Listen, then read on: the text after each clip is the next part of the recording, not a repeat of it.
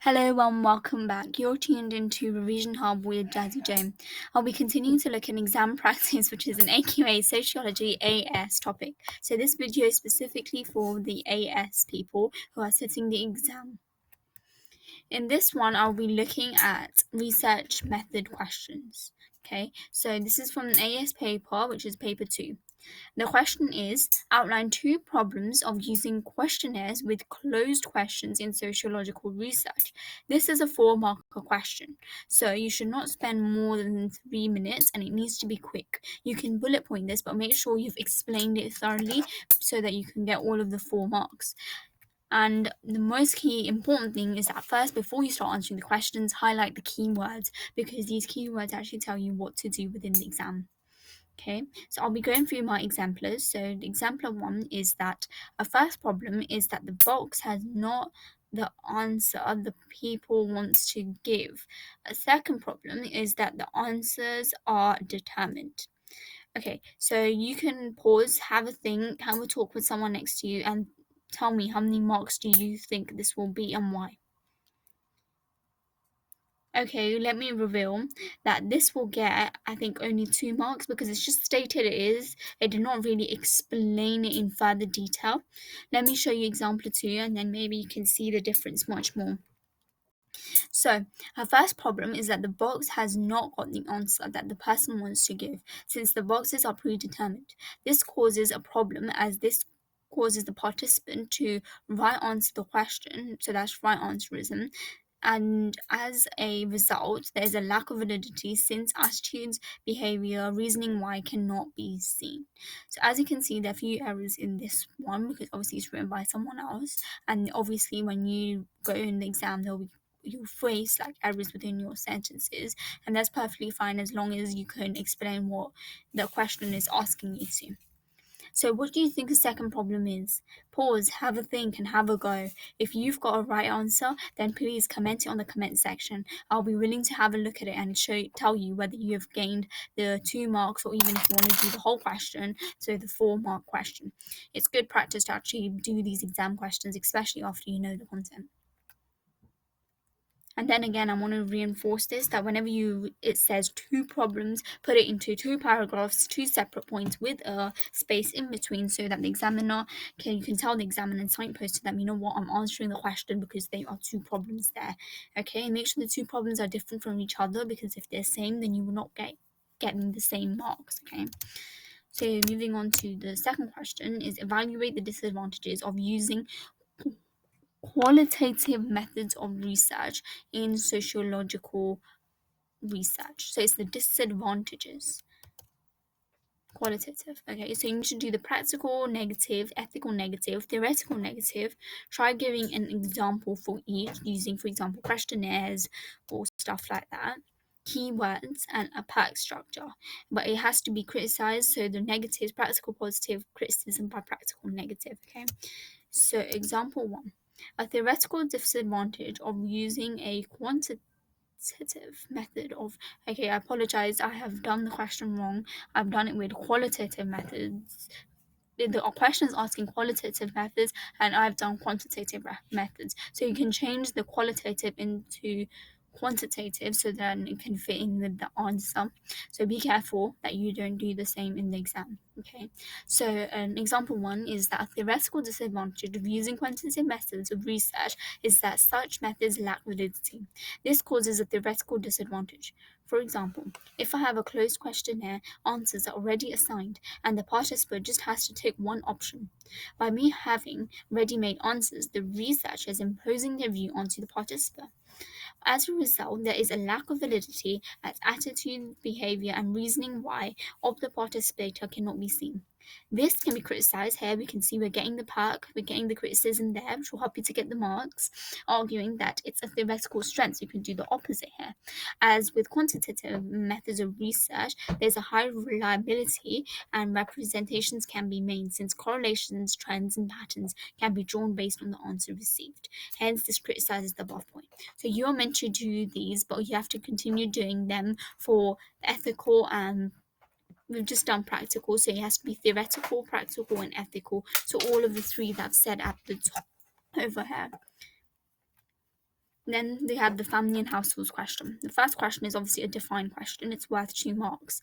When you have a defined question, it's asking you to simply define it. Please do not state it, but just give a brief explanation. You shouldn't spend long on this, because the longer you spend on this, the less time you will have on the other questions. So you should spend less than 1 minute when you're doing these questions. Okay, so please do not state, and try to give examples where possible, and that will help your definition to be much more solid so that you can get your 2 marks. The example one is socialization can happen at home or at school. Second example is primary socialization is where family passes on norms, values, and cultures of society.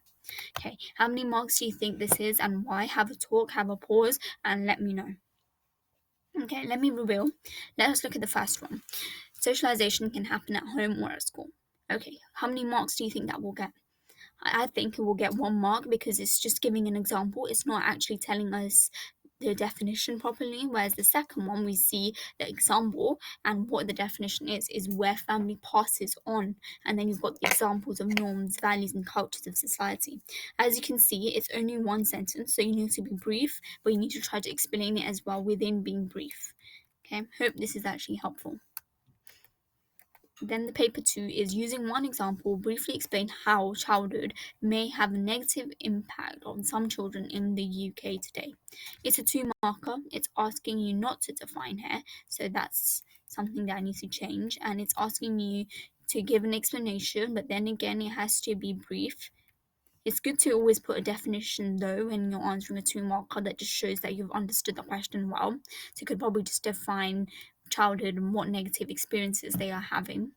You should spend less than 1 minute again, and you should always give examples. Okay, so the first example is childhood is negative as children are loved and cared for. Second example is children may face negative experiences during their childhood as they face domestic violence and abuse due to age patriarchy. They are unable to move out or report as of their parents and not financially stable to live alone. Okay, so how many marks do you think this will get and why? Okay, let me reveal the first one. Childhood is negative as children are loved and cared for. That will get 0 marks because it's totally going off the topic. It's asking clearly negative, and the student has stated a positive, so it's loved and cared for. So that would get 0 marks. Whilst the second one will get definitely 2 marks because it's explained it in detail. And just see, as you can see, it's getting 2 marks, 2 simple sentences. Didn't spend quite long on it, I suppose. And it's just defined it a bit about what it is, and like about age patriarchy as well, and how it's changed, and how some children are having negative experiences in childhood in the UK today. Okay, so you can probably just see the difference between a 0 marker and a full 2 marker answer. Then the question 10 is that outline 3 reasons for the fall in death rates in the United Kingdom since the 1900s. It's a 6 marker question. So you need to spend less than 3 minutes. It needs to be quick. Try bullet pointing it. Don't spend long. And you need to first do the key words for it. Okay, so for example, if the question was asking fair to everyone, the key word would be meritocratic in education. So what do you think the key words are in this question, which is family and households? Try to link them together, okay? So pause and have a think what the key words you think will be for this question, because I've given you an example for another question. What keywords do you think will be for this question? Okay, so the keywords here will be the fall in death rate in the UK since 1900s. The keyword is 1900s and fall in death rate. So you have to give 3 reasons and you have to explain it too. Okay, so if the first example is, firstly, there is an improved vaccination. Secondly, better diets. Thirdly, there are less respiratory, not many man labour as it's taken up by machinery, so people do not get hurt. As a result, there is a fall in death rate. How many marks do you think this will get? Pause and have a think. Okay, so this one, the first 2 points, firstly and secondly, would only get 1 mark because it's not explained it. Whereas thirdly will get 2 marks. So totally this will get a 2, 3, 4 marks out of 6 marks. Whilst if you look at the 6 marker question, here we see that firstly there is an improved vaccination, antibiotics and medication. This allows harmful diseases to be cured. As a result, people do not die of bad health and diseases, hence the fall in death rate. Secondly, there's better diet, which is more balanced, so there are people looking after their health. As a result, the death rate decreases. Thirdly, there are rest risk-free jobs today, as the majority of jobs are taken over by technology, so they do not get hurt or injured. As a result, there's a fall in death rate within the UK. So you can clearly see the difference between a 4 mark and a 6 mark question. And again, I want to repeat that whenever you're writing your points, especially 3 reasons, try leaving some sort of gaps to signpost to the examiner. I didn't do this here, so ensure that you do it. So the second question is outline and explain 2 ways in which postmodernists argue that an increase within choice has affected family life. This is a 10 mark question. It's 2 parts, and you need to use the sentence structures. Have a go on it. So you need to have a go, put it in the comment section. I'll be happy to look at it. Next video, I'll be continuing on with the rest of the paper, so stay tuned for that, and thank you so much for your time.